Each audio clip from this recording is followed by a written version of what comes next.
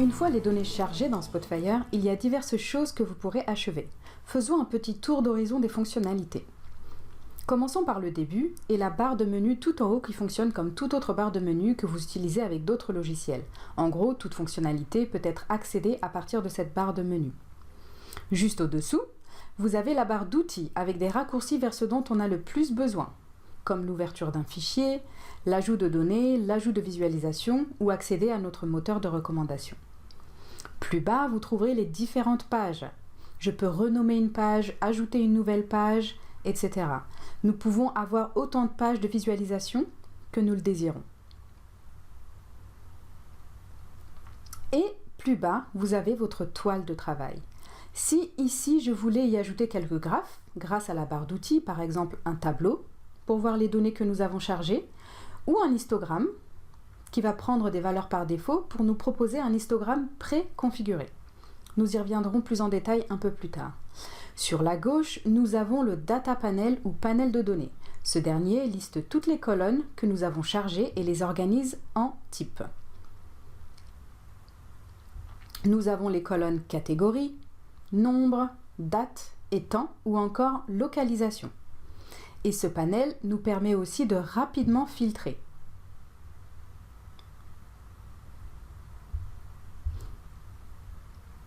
Nous pouvons par exemple filtrer sur l'année 2014 en décochant 2013 et nous débarrasser des données relatives au Canada. Les données représentées dans le tableau et dans l'histogramme sont désormais seulement pour l'année 2014 et tous les pays sauf le Canada. Si je veux réinitialiser les filtres, un simple clic sur cette flèche dans la barre d'outils me permet de revenir aux données totales. Il est aussi important de noter que nous avons un panel de filtres. Donc si je clique sur cet entonnoir dans la barre d'outils, nous voyons une vue plus détaillée de nos colonnes, ce qui nous permet entre autres de valider le contenu de nos données et aussi bien sûr de filtrer sur par exemple seulement ce type de canal. Encore une fois, je vais cliquer sur cette flèche pour réinitialiser tous mes filtres et jetons un coup d'œil à cet histogramme d'un peu plus près pour comprendre le concept de sélecteur. Important à maîtriser. Voyez ces zones de saisie grises. Ces dernières sont des sélecteurs et vous allez beaucoup les rencontrer et les utiliser dans Spotfire. Elles sont présentes dans beaucoup de menus. Ces sélecteurs vous permettront d'accéder aux différentes dimensions de Spotfire selon ce que vous voulez configurer sur cette visualisation en particulier. Par exemple, sur l'axe des ordonnées ici, aussi appelé l'axe des valeurs dans Spotfire, au lieu du nombre de lignes, row count, nous aimerions activer la colonne volume. Nous remarquons que Spotfire va choisir une agrégation ou une fonction de calcul par défaut, qui ici est la somme. Supposons que ce qui nous intéresse c'est plutôt d'avoir les moyennes, je procède de la même manière grâce au sélecteur.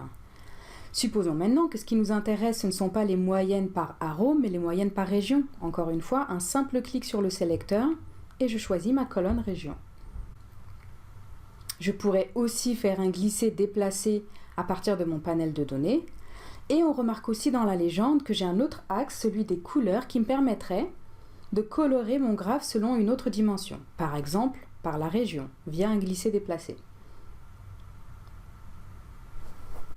Ces sélecteurs fonctionneront toujours de ces deux façons, en cliquant dessus et en choisissant un axe et une agrégation, ou en faisant un glisser-déplacer à partir du panel de données ou du panel de filtre, c'est à votre préférence.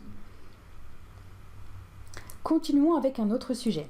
Si vous placez votre souris sur la barre de titre, donc sur la barre de titre d'une visualisation, différents icônes vont apparaître dans le coin droit. En cliquant sur le premier, je vais pouvoir par exemple cacher ou afficher les sélecteurs de différents axes, comme l'axe des valeurs ou l'axe des catégories. En cliquant sur cette icône-là, je peux cacher ou afficher la légende. Et finalement, si je veux aller plus loin dans la configuration d'une visualisation, il faut que j'accède à ses propriétés via cette icône-là. Ou alors, en faisant un clic droit, et en bas de ce menu contextuel, je vais voir l'option Properties. Cette boîte de dialogue vous permet de faire énormément de choses. Par exemple, je peux aller dans la section Fonts ou Police et agrandir la police des intitulés pour les catégories, par exemple. Je peux aussi aller dans Apparence pour avoir des barres horizontales triées par valeur.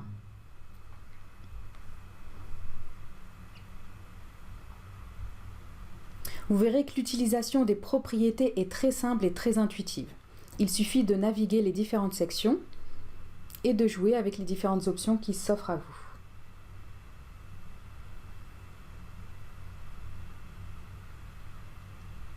Nous concluons donc cette introduction qui vous aidera, nous l'espérons, à démarrer. Pour résumer rapidement, nous avons vu les filtres sur le panel des données, les sélecteurs sur les visualisations. Et si vous voulez essayer, il suffit de vous rendre sur notre site pour un essai gratuit de 30 jours. Une autre vidéo sur un sujet particulier vous intéresserait? Parlez-nous-en via les commentaires et bien sûr, abonnez-vous à notre chaîne YouTube. Nous vous remercions de votre attention et vous disons à très bientôt.